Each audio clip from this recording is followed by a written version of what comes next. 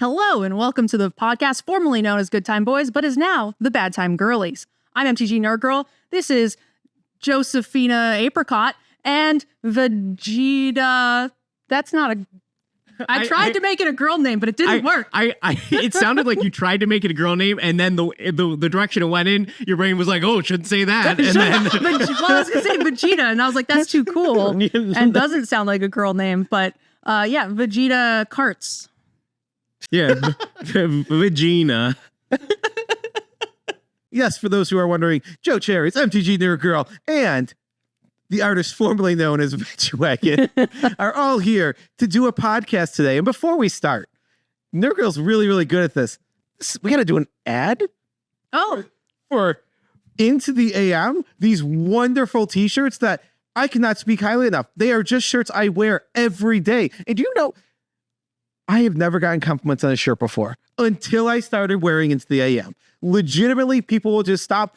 Old man the other day, walking out of a coffee shop, goes, "Like a shirt." Just like 50-year-old man. I'm like, thank you. Thank you so much. These are cool shirts. They were genuine compliments. For some context, though, Joe normally doesn't wear a shirt.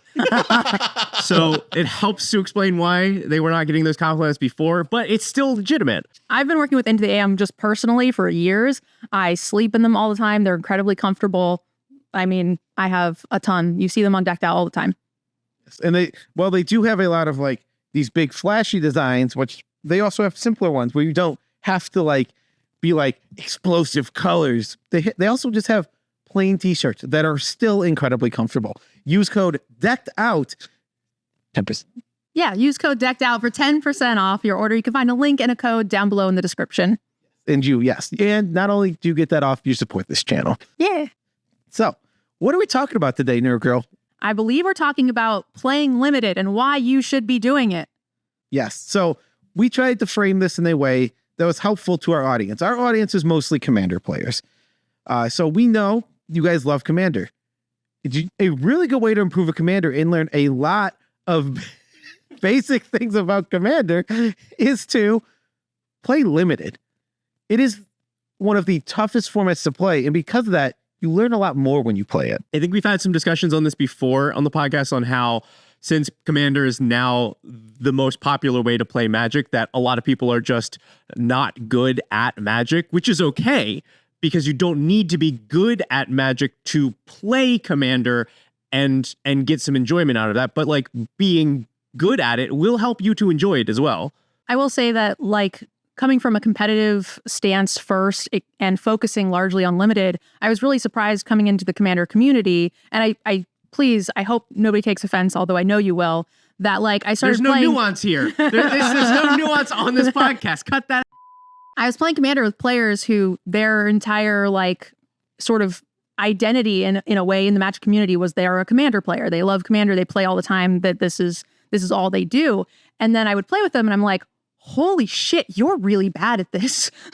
But like, how can that be possible when you play like dozens of games every single day? Like you're slamming hundreds of hours of this. Mm-hmm. But I think the truth of the matter is like Commander in and of itself is just a really hard format to improve on your actual Magic fundamentals and skills. Yes, I went through a weird journey of came in very casual, went to the competitive scene, and then I'm like, oh wait, back to casual. And that's like, it was like a weird roller coaster for me of like, all right, I don't like trying. I'll try really hard. All right, I don't like trying. Like you can have fun playing Commander all the time and you don't need to necessarily be a competitive player. You don't need to be CEDH or whatever. And a lot of people just play jank and play jank badly and have a great time. It's more akin to a board game than it is actually more of a competitive or esport. Mm-hmm. But that said, like whether you're going to be competitive at it or not, you still like, I will say for sure, 100%, if you are better at the game, you will have a better time, whether you are using that skill to win a tournament, or if you're using that skill to make more interesting decisions in your casual game with your pod, you will have a better time if you improve on fundamentals, which it sounds like limited is a good way to do so. I think it's a great way to do so. It improves so many skills that you don't get just by brewing Commander decks or just taking a deck from MTG Top 8 or from, Star City or something, if you just, steal those competitive decks, you aren't going to learn those fundamentals for Curve or, I don't know, half a dozen other things we can list here that you would improve just by focusing on the actual gameplay. All right. I got to slow down the conversation for 1 minute. Now, you guys are Commander players, and you might not know what limited actually is. Limited is where you are given sealed product in some manner or another. You open that sealed product, and then you use it in some way. Now, the two main ways that it is played are sealed, where you get 6 packs usually, open them all, build a deck out of those packs. And the other more popular format is draft, where you get 3 booster packs, open one, pick 1 card out, and then pass that pack to the next person. You are sitting in a pod of 8 people, and you pass the packs around until all the cards are gone. Then you open the next pack, do the same thing, passing in the other direction, with the whole goal being to construct the best deck you can out of these limited number of cards you are given. Unless you're Veggie, and then your goal is to construct the worst deck that you can. Because that's all. Look, so you just saying you can have the same commander mindset at that in limited that you like. It still works. It still works. Pile of garbage. How bad can I still pull a win out of this thing? I do love watching you open like an absolute awful limited card and being like, how can I brew this up? Like, let's go.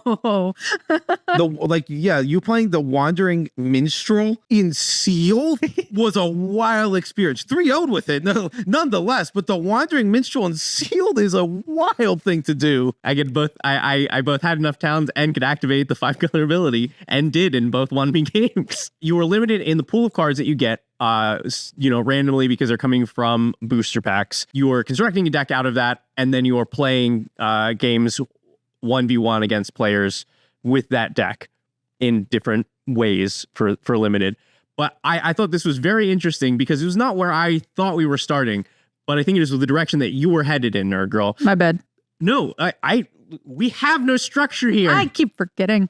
Heading in a different direction than what we're expected is the podcast. Yes, you're doing amazing. Yeah, because it sounded like you were headed into deck construction first. Because you're like, yeah, you won't. You just don't get those same deck before you play it, right? Sure, but that was not where I thought we were going as starting with like Magic fundamentals, but it is a fundamental and one that I think probably the hardest one to see the analogy between limited and commander. It is there and it is important. I just wouldn't have started there because I do think it's the hardest one for players to be like, oh, actually, yeah, that is very valuable for both of these formats. Funny, I was going to start there too, actually. I was actually on your wavelength of like, wavelength or like, curve. Yeah, or curve. A legitimate thing, one of the most important... Idiots.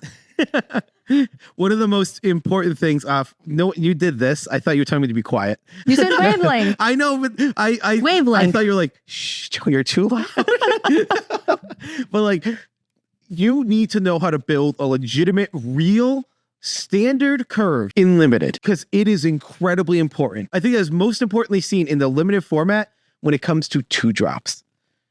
You might think, man, I can win games without 2-drops. And in Commander, you might do the same kind of thing. Yeah, I can win games without 2-drops, but you give up something when you don't have them. Something that is so incredibly important and often unseen. I also think that in a weird way, it's going to sound real weird because everybody says limited has so much variance. That's why they don't like it, right? If you open bombs, so on and so forth. But I actually think that it helps you figure out things like your mana base, how important like a specific land count can be, or interaction. Those things are going to be a lot more potent, and you'll notice when they're missing in a 40-card format more than you will if you are playing a 100-card format. And I think that's why players don't often progress their commander build abilities because they're not seeing those flaws in their gameplay that I think limited gameplay will help point out. Yeah, you will see in a game of limited how not playing a 2-drop, you will notice it. You will see, oh, this lost me the game. If I played any 2/2 for 2, any one, this game is vastly different. And that's very obvious. Whereas when you lose that same sort of tempo in a game of Commander, it is very easy to overlook. Because though it mattered on a high level, you will often just be like, Yeah, but then the Ristic study came down, and then all this other stuff happened. So that 2-drop didn't even matter. Me ramping on early turns wasn't going to fix this game. I actually don't even know if that's even true, because I think Commander is sort of self-regulating in that way. So if you miss your 2-drop, if you don't have interaction, oftentimes other players are sort of compensating for that downfall. Somebody else comes out and is the problem because of that, because you had a faulty deck build. So someone else is the problem, and everybody sort of gangs up on that other player to allow you to stabilize and get the footing that you need. Whereas in one-on-one gameplay, you don't have that luxury to allow 3 other players to sort of fill up the space until your deck figures out what it's doing. So essentially, you don't need these skills from Limited to be able to play Commander. Like, it's not really worth playing Limited because the format of Commander compensates for the things that you would have to focus on in Limited. No, what I'm saying is the compensation lets you continue being bad, whereas in Limited, you don't have that luxury and you can get better. That is such a good point. It is you will not see, because of things that compensate for it, how bad it was not to go 1-drop or 2-drop. It can hurt you a ton. Or having, like lack of interaction. Or having the lack of interaction. Yes. When you, I think something that, we haven't really mentioned is one of the biggest parts of all of Limited is your removal. When you build a seal pool, one of the first things you look for 2 things right away. Bombs, which are just absurdly overpowered cards. That does not relate to Commander. There's bombs everywhere. Everything is a bomb in Commander. Oh, I'm sorry. Yeah, no, wait. Interrupt me. Go ahead. I think it's very, very comparable. They're called game changers. Here's a card that is so impactful that it will warp your game, and it is something you need to you need to keep in mind when playing with or playing against. That is exactly what a limited bomb is. Now, the way that this is different is nobody's regulating how many of those things you have, except for the actual variance of the packs. Certainly somebody can have some more or less of those things, but that is the thing that is keeping it more balanced, is just the odds of pulling something like that. But to me, that's the same thing. That works especially in Limited, because if somebody in your Commander game plays a Ristic Study, now your game is defined by this. We have to figure out what to do about the player that's played the Ristic Study. What is our answer to this? Can we play through this? What are the things that we have to remove it? How long is it okay for this to exist on the board before we can remove it? Is the same thing as, my opponent played a limited bomb. They played a really good card. They played the one mythic that they pulled in their sealed pool. I need to make those same decisions. This game is now defined by this card. What answers do I have in my deck that can deal with it? How long do I have to find an answer to this thing before the game is lost? And how many of those type of cards do I have that then they will have to answer, and with the same back and forth? I get how like game changers and bombs can be viewed in a similar light. What does that have to do with Limited being a path to being a better Commander player? I think I miss the whole point of everything you just said. Yeah. So the point, which I did not explain, but I thought making the comparison would be enough, is wasn't for me either. Here is a skill that you may not think existed in Limited that you know exists in Commander. Here is a scenario that commonly happens in both formats.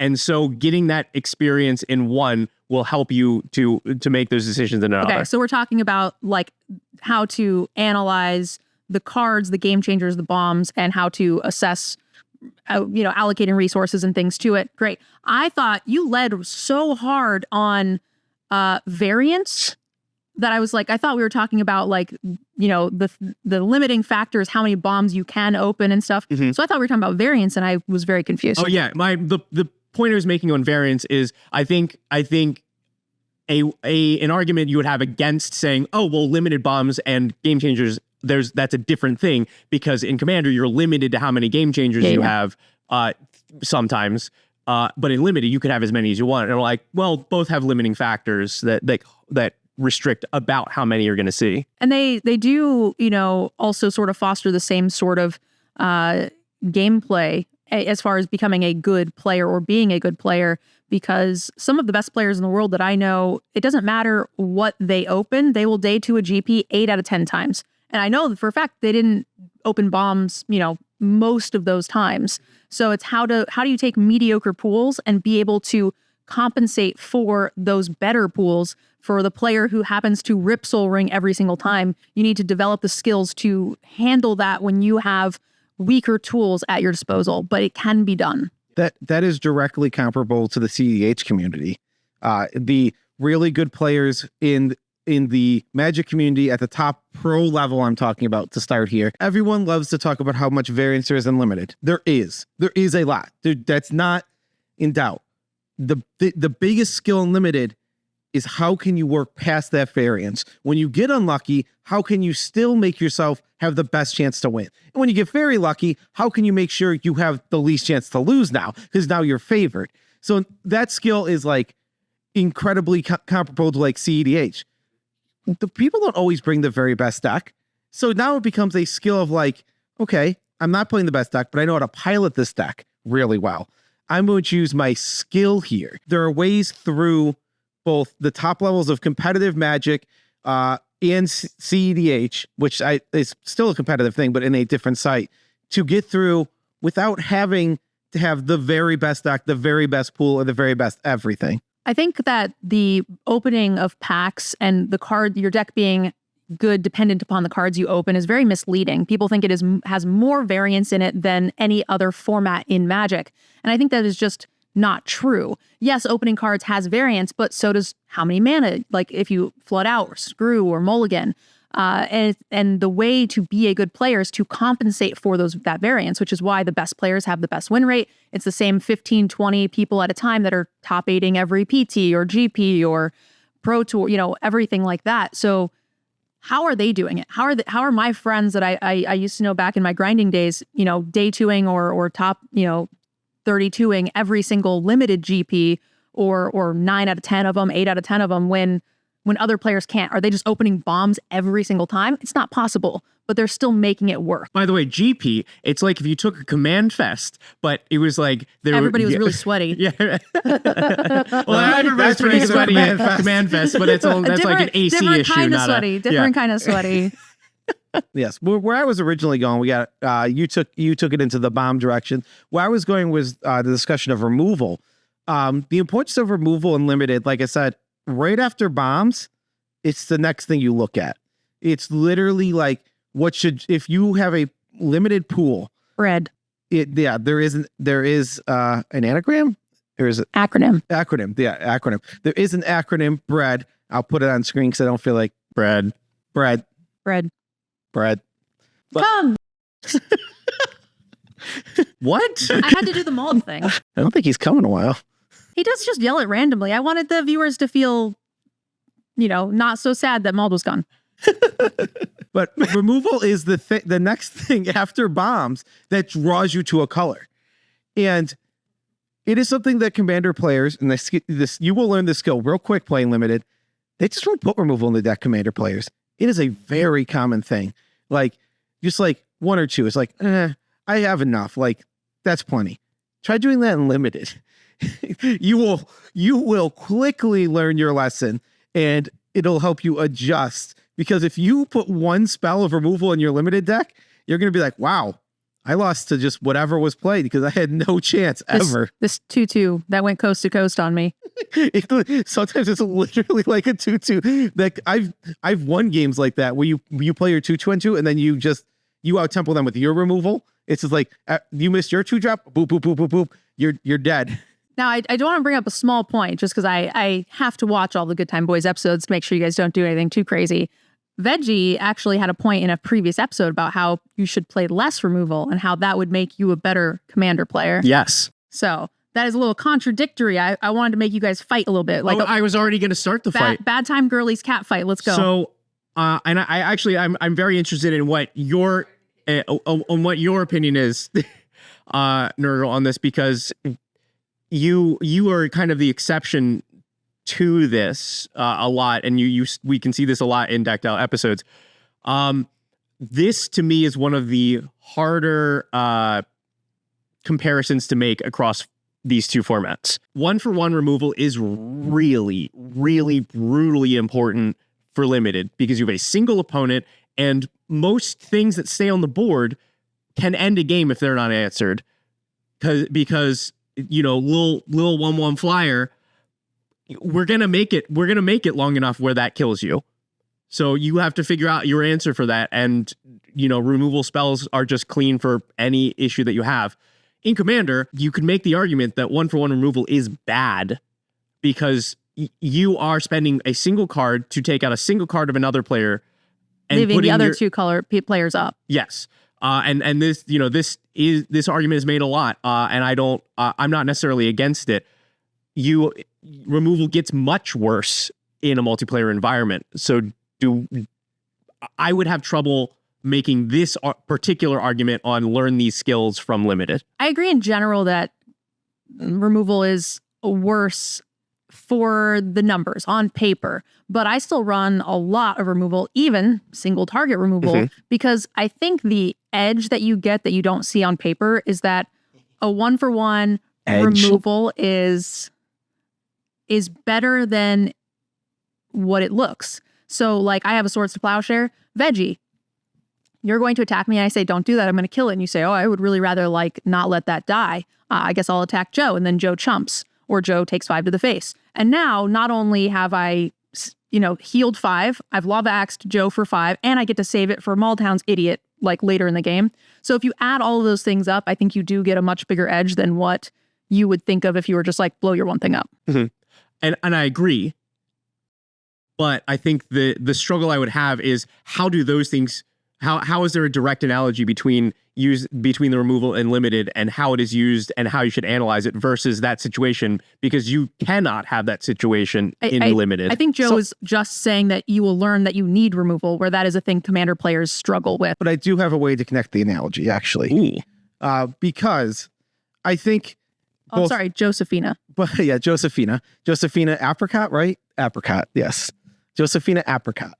But the connection for me is here that if you play a game of Commander with no removal, and if you play a game of Limited with no removal, it'll be whoever drops the biggest bomb just wins. When removal is not put into the equation. That is just how things are usually. This is not always 100% true, but that's usually how things will play out. And I think it is much more obvious in Limited to see that, wow, if I just had that one removal spell, how this could have changed things.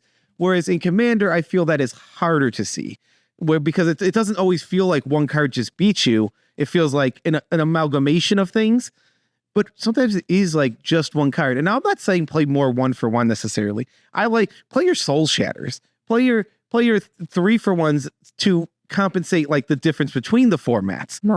Cursed Marauder. A Cursed Marauder, yes, very good card. Literally, those kind of things, they compensate for the fact that, yeah, it is card disadvantage in Commander. We can also compensate that like what NerdGirl just said. You can leverage it as a piece of politicking to get what you want out of it. So I just think it's more of just it's not that you just need to understand removal good, basically. And I think limited really helps you get that into your head more than playing Commander does. Seconded. Here. So I think personally that the reverse of this is it's much easier to make an argument there. Sometimes in limited, you'll open a sealed pool, you don't have removal, and you go, okay, well, 3 drop, cool, great. That is the thing that can happen. Commander, sometimes you don't draw the removal out of your 99 card deck. I think often you get put in situations in limited where removal would be a really clean answer and you don't have it. So you need to figure out what allows me to progress or win this game when I don't have kill that thing directly. And I think that skill is very valuable and something that I found I use a lot in Commander. One, because I have said run less removal as a hot take, which I do believe in. But also you don't. the number of threats in Commander versus the number of removal spells that you have in your deck, if you're not playing one of NerdGirl's decks, is very disproportionate. You cannot remove every threat that will kill you in Commander. You kind of can remove almost every threat that would kill you in Limited.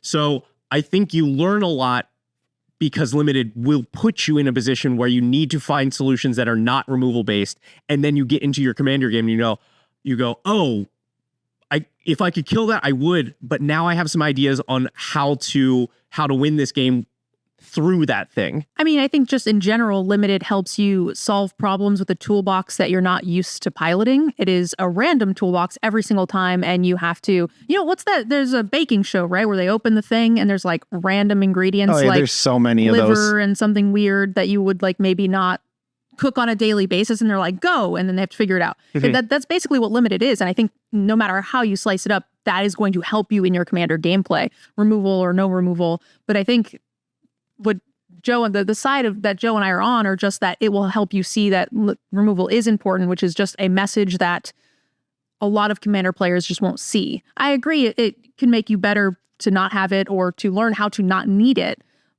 but a lot of people just don't see that they should have it. I actually think you can learn your lesson too. Limited has changed a lot over the years, and sometimes you can draft a deck that has too much removal. It's bullshit. It's a legitimate thing to happen. So, because sometimes if you say you put like 10 removal spells in your deck, you're going to have draws that are all removal spells. And if you don't present a threat along with those removal spells, you will immediately realize, oh, I can stop everything they're doing, but if I don't do anything myself, I'm just going to lose to the 1/1. Like that literal 1/1 will kill me now, because though I can answer all the threats, something's going to sneak past that you can't answer. And that can also show you that, on Veggie's side, there is a such thing as too much removal in Commander and Limited. Yeah.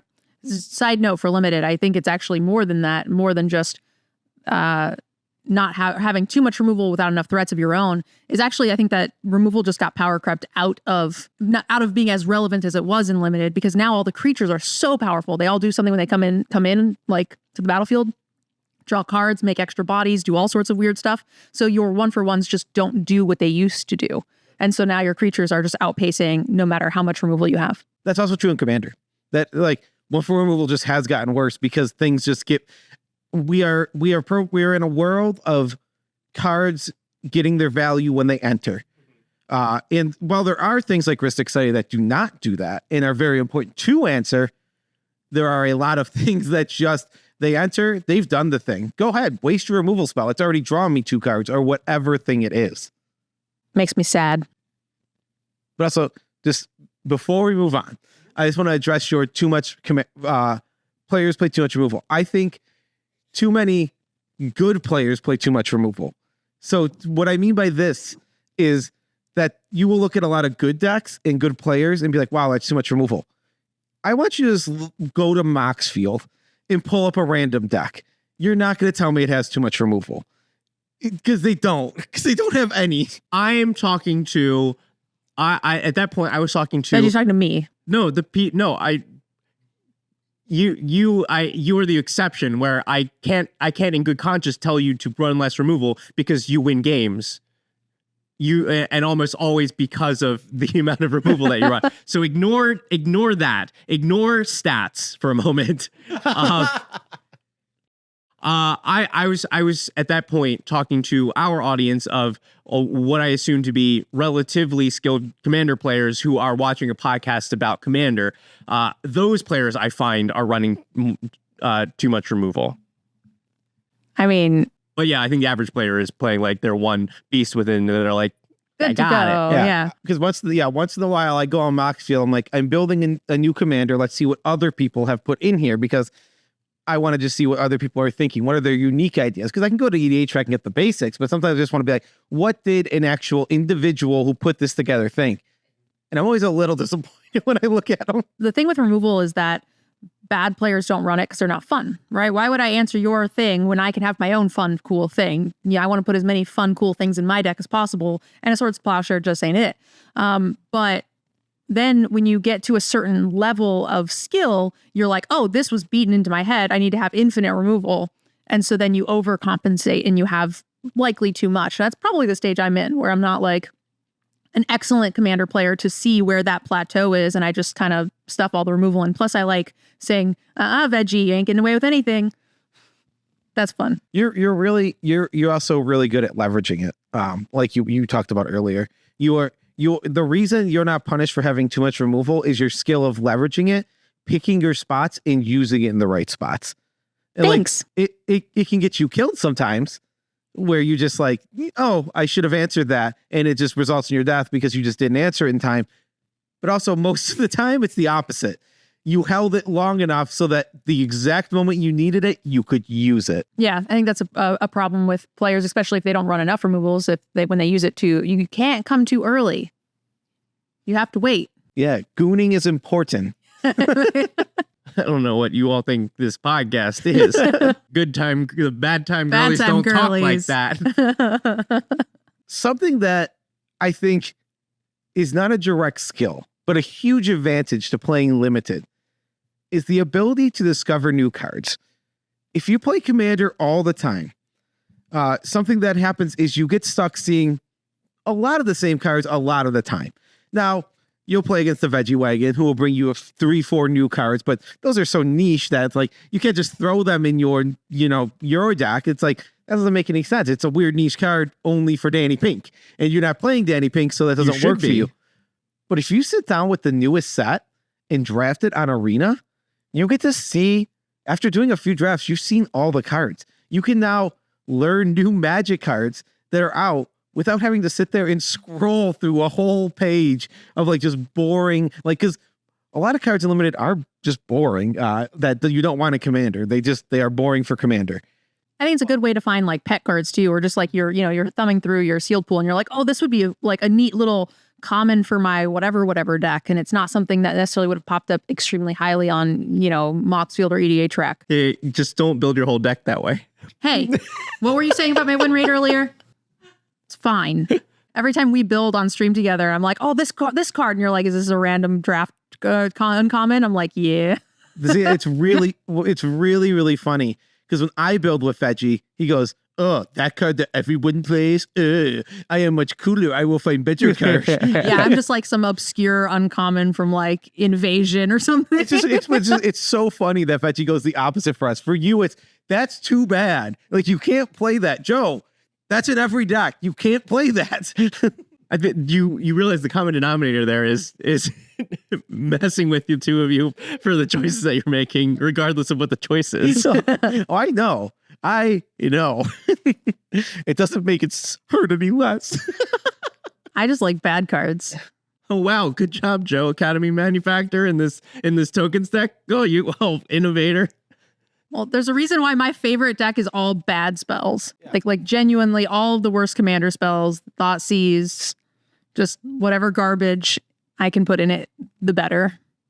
I have trouble balancing it sometimes, where I want to play more bad spells, but my brain is programmed not to often. So it's the reason I end up in threes so often when I build decks. And this is off topic, but just it's interesting to me that my brain struggles to do what you like doing, which is put good card I like in that I know is bad. There's like my threshold is too high. I even personally think it's too high, where I'm like, it has to be X good to get in the deck. And it's like, I just want to push that down a bit so I can get more crappy cards that I love in my decks. I mean, a good way to sort of self-regulate that is just like, it does synergize with card, does not cost more than $5 in. Like, that'll kind of give you some of that like fresh feel for the deck that doesn't necessarily make it feel very samey. Yeah. The other way to kind of balance that is to not know or care about the format to such an extent that we make it our entire personality and just goes, this card is fine. This does the thing that I need it to do. And we're like, okay, but we know one that is a half of a mana less. That is the optimal choice. Why would you play that one? It's like, because it does the same thing.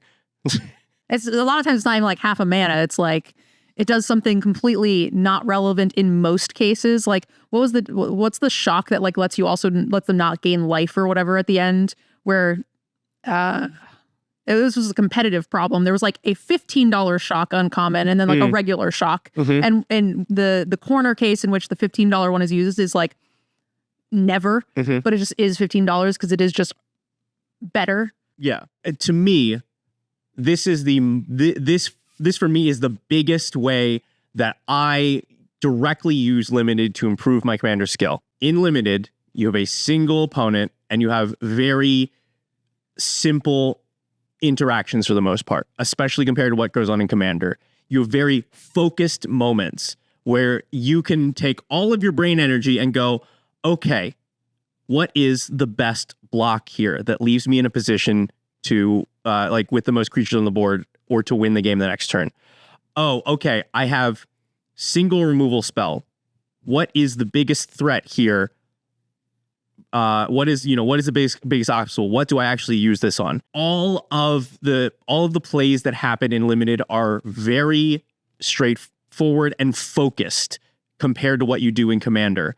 So it allows you to, it's essentially like practice drills of like, I get to just focus on this one thing in particular in a game environment without having to focus on, two whole other boards and how those are affected. And so it's like, okay, I'm able to make my threat assessment a lot faster because I'm able to practice it in this one-on-one environments. Or I'm just like, okay, I know I need to be left with X creatures after this block happens for whatever. I mean, also, I definitely agree, but there's the other aspect of being in that one-on-one situation forces you to have to learn to be better at the like game state analysis because you don't have the other players again sort of buffering for you. How many times have you stopped someone from killing someone else because you need that person to help you kill that other person?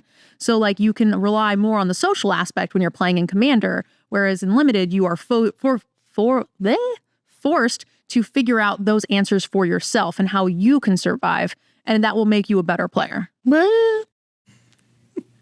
nice you just made that. I was struggling with my words. Yes. It's been a long day. I think that is kind of one of the points that is kind of the overview of our video, I would say, what you just said. Is that because limited forces you into a situation where things are more obvious and you can take them in and learn things from them easier, it makes you a better player. Whereas the average commander game does not make you a better player because there is a lot to learn in the commander game. Every commander game has tons of things to learn from, and you can become a better player purely through commander. It's just a lot harder. It is incredible amounts harder to like go, okay, it was the fact that I used my removal early and then this thing came out right afterward. But if I had held my removal, it's like, because it doesn't always compute to one card kill me. How could I have gotten around that? Yeah, because in commander, you play a card that maybe upsets someone a whole lot and then they just kill you. So like that is not a decision that you could have known or changed or so the only decisions that affect you are the ones that you and your opponent make in limited or any constructed thing. But I think there's a lot of outside forces in a commander game that make it difficult to learn because you don't know where you messed up because the end result was everybody teamed up on you. Yes. Well, you can't learn the social part of commander from 1v1, but you can learn all the mechanical parts from 1v1 because there is no social part. And because you remove the social part, it allows you to focus on the mechanics of the game and improve there, where that is much harder in commander. Yep. Hashtag boy question. It's boy question time. Oh, we're done? Yeah, I think so. I think this was a really good video. I was like, this conversation went very well. I was worried my notes sucked and that this was going to go terribly because I didn't take good notes. And then we carried you. Not only did you do that, not only did you carry me, you hit all my points without me looking at my phone. I looked once. I thought you were going to say you were worried it was going to suck because of me. No, not at all. I was worried that my notes sucked and like I didn't have anywhere to go with this. And like, but genuinely, I looked at my phone one time and we hit every point and this felt like a great flow. Like this was really good. So let's go to hashtag boy question. Yeah. Am I qualified to answer a boy question? Hell yeah, you are. All right. Hashtag girl question. Also, Maldhound's doing a really weird voice today, right? Come. That's just my impersonation of Maldhound. I believe you. That's probably one of those things that I just didn't like. My mind just misses things like that. Yeah, your mind does miss things like that. Veggie's just saying I don't sound like Maldhound. I was legit confused. I thought you were talking about Maldhound from earlier because we recorded the podcast before this with Maldhound, so you can see how I could get confused. I missed that by a mile. Hashtag boy question. And then we fired Maldhound. No, he was EP, and I play a lot more limited than he does, like a lot. Look. When out of everyone that we work with, we have one in particular who like did this professionally and made a living off of it, and has won very large things doing so. We probably should put them into the podcast where we talk about gameplay. it. Yeah. And then we also got Nerd Girl. All right. Hashtag boy question from, this is NEN-VB6TU. Hashtag boy question. What are each of your pet deck commanders and why have you stuck with these decks? I feel a little bad answering this without Maldhound because I'm sure whoever asked this question would like Maldhound to answer it. So no, they were asking the boys. So mine is Magar of the Magic Strings is my pet deck. It has all of the worst instants and sorceries, but it's so much fun because they're like, why would you thought seize me? Oh, you can thought seize me every time, and that brings me joy. Doing weird things brings me joy. Actually, if anything, it was the perfect question for this arrangement because you're like, oh yeah, so my pet commander deck is the one that plays a bunch of the spells that were good in 1v1 and also limited. Yeah, that's exactly what it is. For me, it's my Henzi Toolbox Tour deck. I started out back when a long time ago when I was making content with Nitpicking Nerds. I played it one time as a budget deck. People labeled it as my deck, and I fell in love with it from that episode and just will never let it go. It's my forever deck. If I had to sell all my Magic cards to stay alive, that is the deck I would keep together and not get rid of, no matter what. I know we don't mention this deck nearly as much as the Joe Cherries Henzi deck, but if you say the Danny Pink deck, we mention that every other episode too. No, it's got to be right, Rocco. every other episode. What? Veggie's it's got to be Rocco, Tempting Worm, right? Oh, but I don't keep that together all the time. But it's your pet deck. Is it not? I think because this question was asking why have you stuck with it, and so to me a better answer for that is the Danny Pink deck because I think of I have a Rocco Cabaret Caterer deck where episode 1 you have to tutor out Tempting Worm as your first creature every game. To me, that's like a signature deck. Nobody else has that deck. Nobody else wants that deck. And it is a really funny, unique, stupid idea that I had that I brought into the world and people liked because it was stupid and unique. But I don't keep it together all the time, and I don't play it all the time. In fact, it is currently in a state of reassessment. So because the commander space is changing so much that now it is very dangerous to give everybody all of their hand on the board for free. Not that it wasn't before, but now it more often is ending in somebody wins right there. And that's not what this is supposed to do. So I'm trying to figure out the solution to that. But the one that I keep together and play all the time and do not think I will ever take apart or stop playing is Danny Pink because it hits a whole lot of things for me. One, I started playing the game in mono blue in a really weird way, and this is playing mono blue in a really weird way. So that there's kind of a nostalgia factor. It hits a lot of the parts of my brain that make me happy while playing, like taking a lot of game actions and making a weird little engine.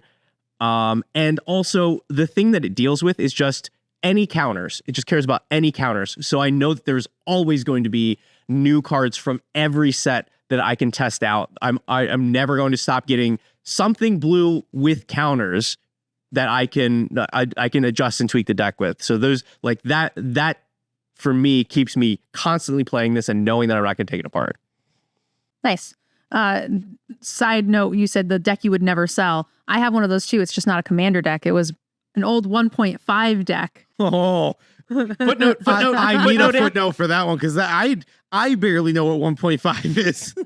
My Guild Feeder Traumatized deck. And That was my baby. You still have it together to this I day? absolutely still have it That together is so to this awesome. day.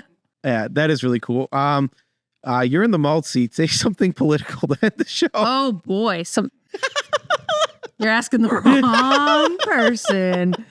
Nergal goes like, treat others like you'd like to be treated. Goodbye. Be fair. All right, I got 2 for you. The first one, buy stuff from your LGS. We want to have places to play. Stop using Amazon. The second one, don't be weird to women in the Magic space.